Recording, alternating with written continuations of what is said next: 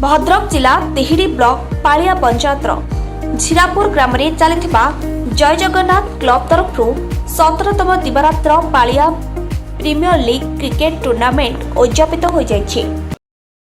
Cricket tournament रे एक चित्ताकर्षक आयोजन करा जाइछि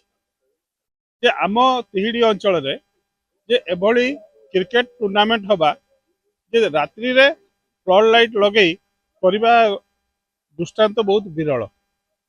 जे मु प्रति वर्ष परी ए वर्ष मध्य आसीची मो निजको खुशी लगुची गर्व लगुची एवं आमे अनुभव करूछु जे युवक मानकर शत प्रचेष्टा फल रे जे ग्रामांचल रे एभली एक क्रीड़ा बा क्रिकेट टूर्नामेंट आयोजन होउची जे सेति पई मो तरफ रु एवं ए अंचलवासी तरफ रु समस्त को धन्यवाद और कृतज्ञता ज्ञापन करूची। खेल रे के जीत हार जीत नाही अपन जानते अल्प दिन तले आईपीएल होइतिला एठी मध्ये आज आईपीएल होइछि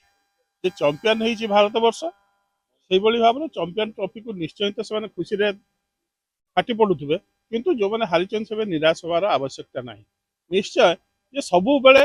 जे क्रीडार मनोभाव रखिया उचित जे क्रीडार विकास हेले तो निजर विकास हेबे एवं भाईचारा संपर्क सृष्टि करबा पई खेल प्रदर्शन करा जाय। नित्यानंद साहू कि आमरे पालिया प्रीमियम लीग रो जने सदस्य जहाँ भी हो आमर ये जो खेल आम लीग रु आरंभ करी आज तार शेष दिवारात्र मैच आज आमर final match T grand final match रे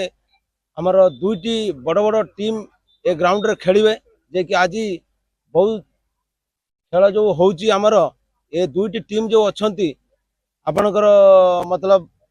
दुईटी team all star cricket team Bhadrak एवं यंग पावर 11 भद्रक मध्य खेल होउची आमर ए खेल रे बहुत गुड़े प्राइज भी अच्छी आमर ए प्राइज सहित ट्रॉफी मध्य बड़ ट्रॉफी आम रखीचु आमर प्राइज विनर पाई आम रखीचु 12,000 एवं रनर्स पाई आम रखीचु 6,000 ता सहित आमर आउरी बहुत गुड़े उपहार अच्छी आमर ए खेल दीर्घ 17 वर्ष धरी आमर ए खेल आमर जारी रखीचु आज 17 वर्ष रे अंतिम पर्यायर जाके मैच आमर पहुंची आज आमर शेष दिवारात्र मतलब फाइनल मैच रो आज बहुत बड़ बड़ गेस्ट मध्य आसुचंती आमर ता सहित आमर बहुत आमे 30 जन मेंबर को नहीं आमे पीपीएल मैच आमे जारी रखीचु। एई पीपीएल मैच 8 दिन धरी खेल होइथिबा एही टूर्नामेंट रे 16 टी दल अंशग्रहण करथिले। फाइनल मैच रे all star cricket team Bhadrak को हराई power 11 cricket team Bhadrak 65 run करी चैंपियन होइछि। उद्यापनी उत्सव रे मुख्य अतिथि भाबे